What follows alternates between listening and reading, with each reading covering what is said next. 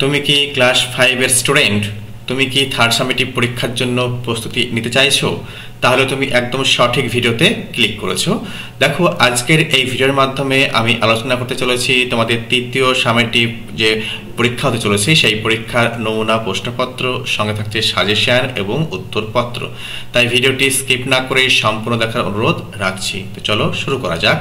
প্রথমেই যে বিষয়টা বলতে চাইবো সেটা হচ্ছে তোমাদের লেসন 9 থেকে লেসন 12 অবধি কিন্তু থার্ড সামেটিভ পরীক্ষায় রয়েছে, ঠিক আছে? দেখো, তাই লেসন 9 থেকে 12 অবধি কিন্তু নিজেদেরকে কিন্তু খুব ভালোভাবে রেডি করে নেব। দেখো, তোমরা কোশ্চেনের দিকে তাকাও, তাহলে দেখতে পাবা লেসন 9 থেকে 12-র মধ্যেই কিন্তু দেখো একের দাগে কি রয়েছে, সিন থেকে কিন্তু প্রশ্ন রয়েছে। দেখো, এইভাবে কিন্তু কিছু পোর্শন দিয়ে দেবে, ঠিক আছে? তার রেসপেক্টিভে বা সাপেক্ষে তোমাকে প্রশ্ন করতে হবে, ঠিক আছে? যেহেতু তোমরা অলরেডি টেক্সটে পড়েছো, পিটি ঊষা ওই টেক্সটটি, তাই আমি আর পড়ে সময় নষ্ট করছি না, একদম ডাইরেক্ট প্রশ্নোত্তর পর্বে হাজির হচ্ছি। তো চলো শুরু করা যাক। তোমাদের কিন্তু থার্ড সামেটিভ পরীক্ষার যে মান সেটা থাকবে 50, সময় থাকবে 1.5 ঘন্টা, ঠিক আছে? দেখো, 1 নম্বরে দেখো কি রয়েছে, একের এতে fill in the blanks with the following help box। দেখো, এই যে হেল্প বক্সের সাহায্য নিয়ে কিন্তু আমাদের ফিল আপ করতে হবে। দেখো, 1980 সালে অলিম্পিকটা দেখো বলছে কালারলেস ছিল ফর ঊষা, অর্থাৎ ঊষার জন্য কিন্তু ভালো কিন্তু ছিল না, ওই জন্য কালারলেস বলা হয়েছে। দেখো, মিস্টার রয় হ্যাজ অ্যান কি বলছে এক্সেলেন্ট ভয়েস। মিস্টার রায়ের কিন্তু ভয়েসটা কিন্তু চমৎকার, ঠিক আছে? 3 নম্বরে দেখো, দ্য এনিমিজ মেড আ কি বলছে সাডেন অ্যাটাক। দেখো, এনিমিরা কিন্তু কি করেছে, হঠাৎ আক্রমণ করেছে। Sourav was chosen for his consistent performance. দেখো, লাগাতার তার যে পারফরমেন্স, সেই পারফরমেন্সের জন্য সৌরভকে চুজ করা হয়েছিল। ডিটারমাইন্ড এফার্ট মেড রেশমা আ সাকসেসফুল লেডি। দেখো, রেশমাকে কি করেছে না, তো ডিটারমাইন্ড এফার্টসের জন্য সে কিন্তু একটা সাকসেসফুল লেডিতে পরিণত হয়েছিল। দেখো, নেক্সট কি বলা হয়েছে, বেশ কিছু সাল রয়েছে, তো সেই সালে কি কি ঘটনা হয়েছে ঘটনাক্রমে আমাকে সাজাতে হবে। ওকে, দেখো 1983-তে কি হয়েছে, Usha was honoured with Arjuna award. কি বলছে, ঊষাকে কিন্তু অর্জুনা অ্যাওয়ার্ডে সম্মানিত করা হয়েছিল বা ভূষিত করা হয়েছিল। 1985-তে ঊষাকে দেওয়া হয়েছিল পদ্মশ্রী অ্যাওয়ার্ড দেওয়া হয়েছিল। 1991-এ ঊষা বিয়ে করেছিল, ঠিক আছে, শ্রীনিবাসনকে। নেক্সট কি বলা হয়েছে, 1998 সালে Usha made a sudden comeback, হঠাৎ কিন্তু আবার খেলার জগতে ফিরে আসেন। দেখো, নেক্সট দেখো বলা হয়েছে ট্রু এবং ফলস করতে দেওয়া হয়েছে।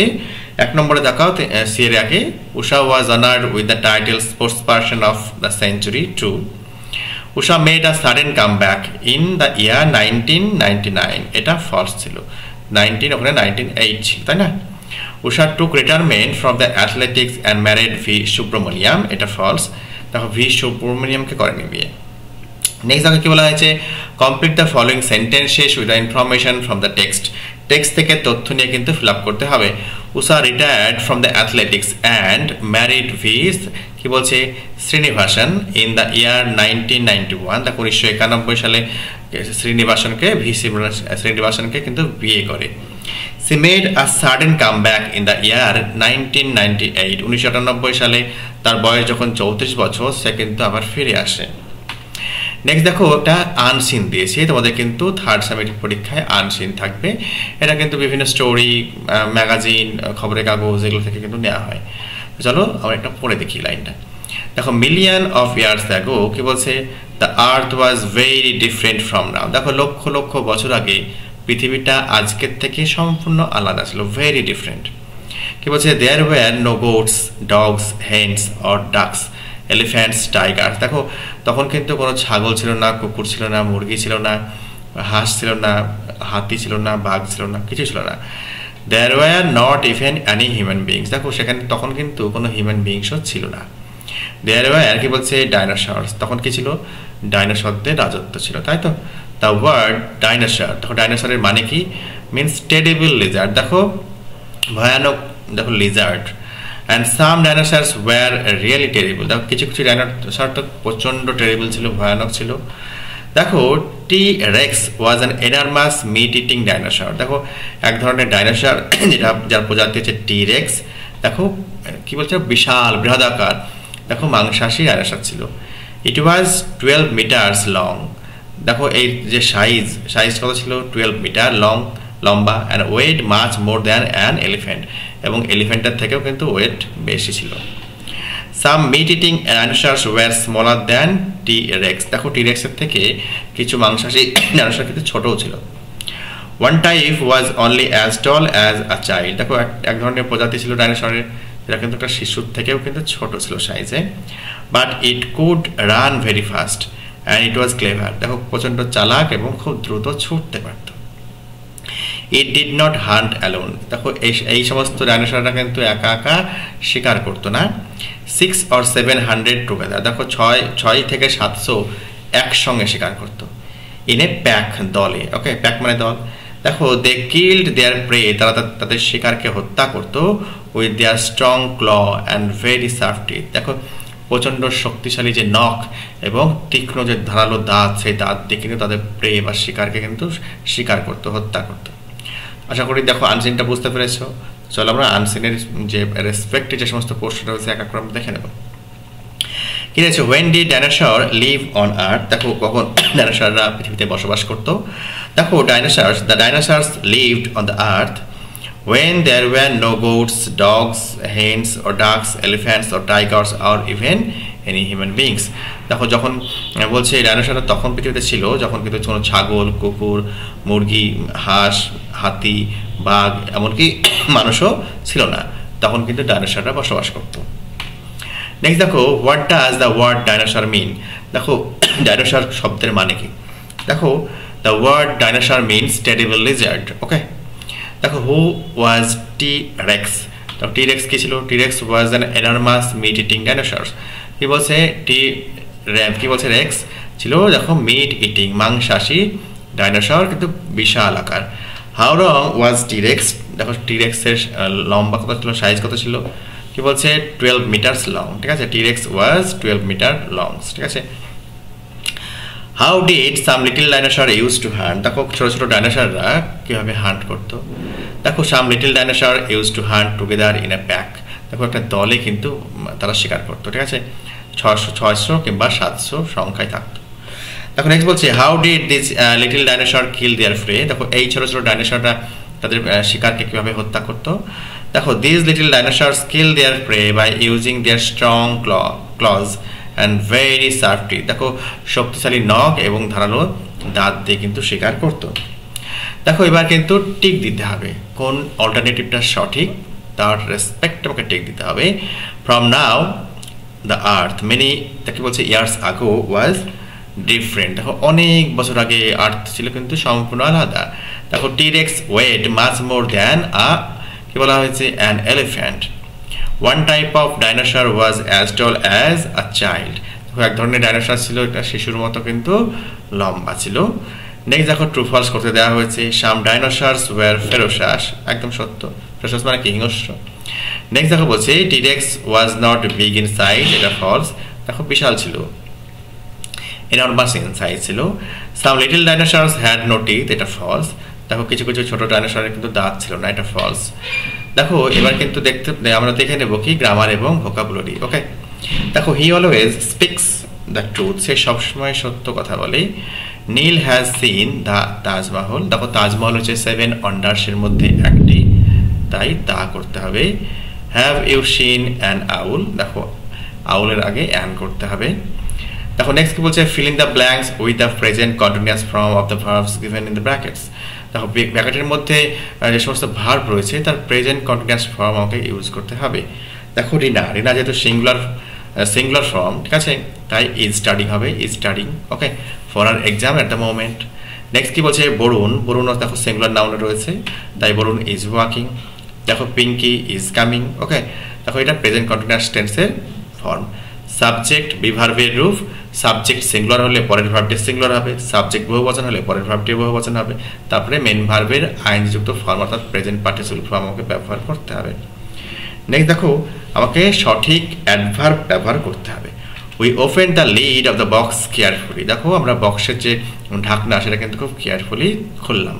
দেখো soldiers fight bravely for their country.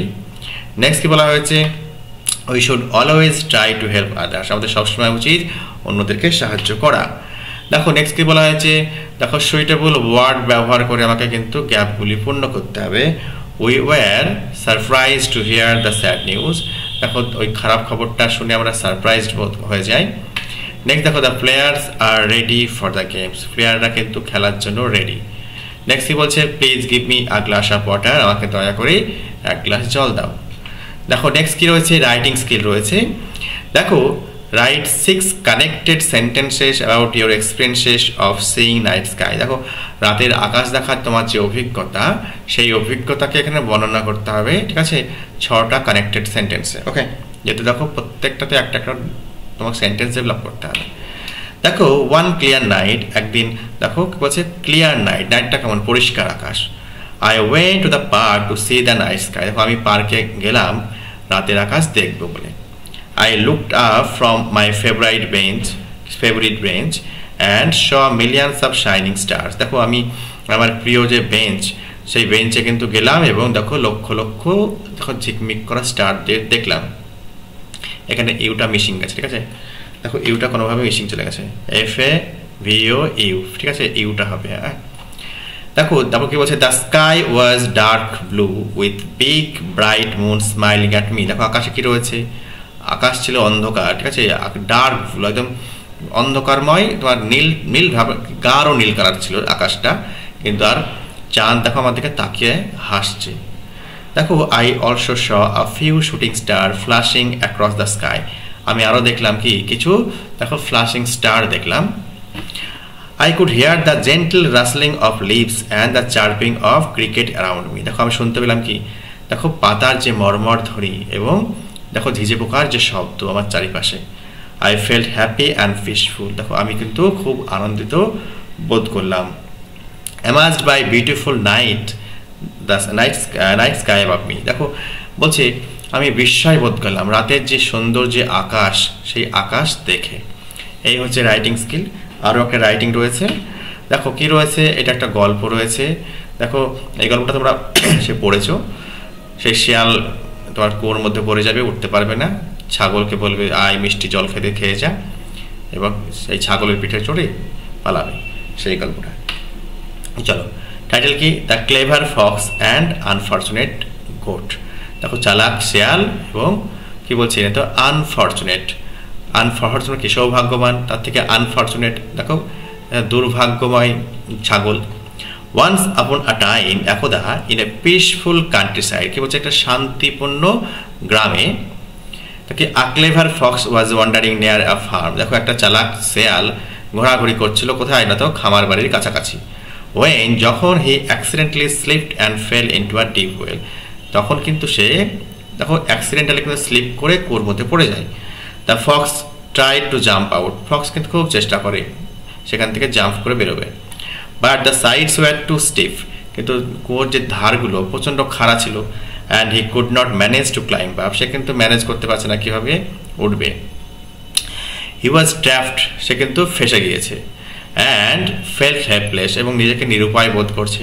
Soon after a kind hearted goat came by, কি বলছে, to drink water from the well, তখনই কিন্তু একটা দেখো দয়ালু হৃদয়যুক্ত একটা ছাগল জল খাওয়ার জন্য এসেছে। সিইং দ্য ফক্স ইনসাইড, নিজে ফক্সকে কুয়োর ভেতরে দেখে দ্য গোট আস্কড, গোট জিজ্ঞেস করলো, ছাগল জিজ্ঞেস করলো, oh dear fox how did you get stuck here, তুমি কি এখানে আটকে কীভাবে গেছো। The fox quickly saw a way to escape, দেখলো কি এবার কিন্তু পালানো যাবে। Please dear goat he said, কি বলছে স্লাইলি, খুব চালাকের সঙ্গে বলছে, come down and drink some fresh cool water, এবং কি বলছে এত খুব সতেজ একদম সুন্দর জল পান করো।